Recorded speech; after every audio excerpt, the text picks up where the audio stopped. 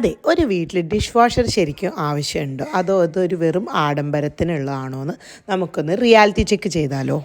ഇതാണ് ഞങ്ങളുടെ വീട്ടിലെ ഡിഷ് വാഷർ. ഇത് യൂസ് ചെയ്യുന്ന എൻ്റെ അമ്മ അച്ഛനാട്ടോ. അവരോട് ചോദിക്കാം, എത്ര വർഷമായി ഉപയോഗിക്കാൻ? 17 വർഷമായിട്ട്. ഇത് എത്രാമത്തെ ഡിഷ് വാഷർ?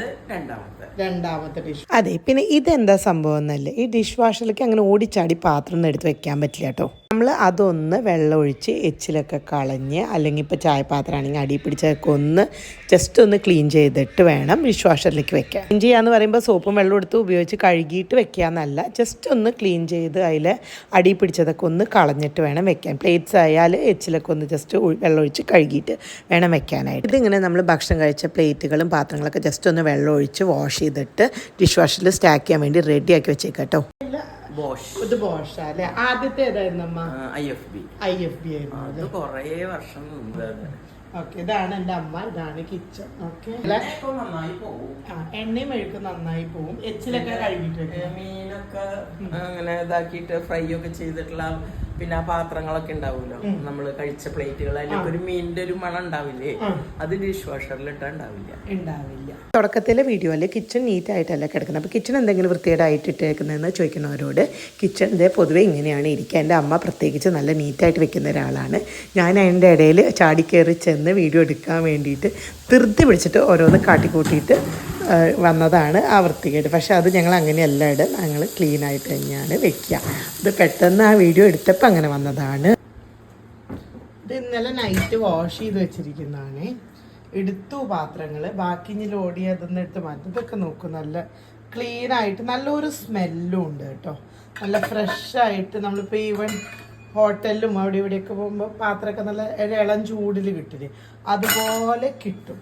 ഓക്കെ, അതെ, ഡിഷ് വാഷറിൽ നിന്ന് തുറന്നിട്ട് ഞാനൊന്നും കൂടി എടുക്കുന്ന കാണിച്ചു തരാം. കണ്ടെന്ന് വിചാരിക്കുന്നു.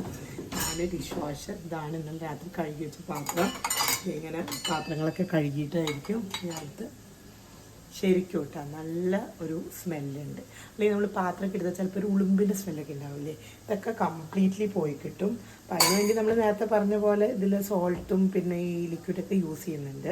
എന്നാലും അങ്ങനെ നല്ലൊരു ഇതാണ്. ഇപ്പോൾ റെസ്റ്റോറൻറ്റ്സൊക്കെ പോകുന്നവർക്ക് നമുക്കറിയാം, നല്ല ചൂട് പാത്രമൊക്കെ ഇങ്ങനെ കഴുകി നമ്മൾ മുന്നിലെത്തില്ല, അതുപോലെ എത്തും. അതുപോലെ ഗ്ലാസ് പാത്രങ്ങളും ഒക്കെ വെക്കാം. ഗ്ലാസ് പാത്രങ്ങൾ സേഫാണ്. അതുപോലെ നമ്മുടെ ഡിന്നർ സെറ്റിൻ്റെ സെറാമിക് വെയർസ് എല്ലാം വെക്കാം കേട്ടോ.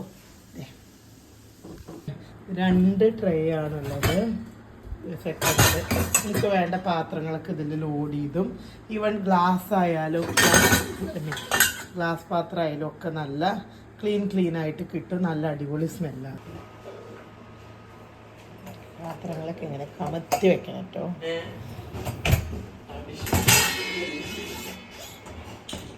പ്ലേറ്റൊക്കെ ഇവിടെ വെക്കാൻ റാക്കുണ്ട്. പിന്നെ ഇങ്ങനെ പാത്രം ചേഞ്ച് ഇടുക. ഇതിൻ്റെ എവിടെയാണ് ഡിറ്റർജൻറ്റ് ഇടുക? ഇവിടെ ഒരു ടാബ്ലറ്റ് ഇടും. എവിടെ? അവിടെ ഒരു ടാബ്ലറ്റ് ലോഡ് ചെയ്യും. എന്നിട്ട് ഇതിങ്ങനെ അടയ്ക്കും. ഓക്കെ, പിന്നെ ഇതിലൊക്കെ ഓരോന്ന് ഇടണം, ഉപ്പൊക്കെ ഇടണം.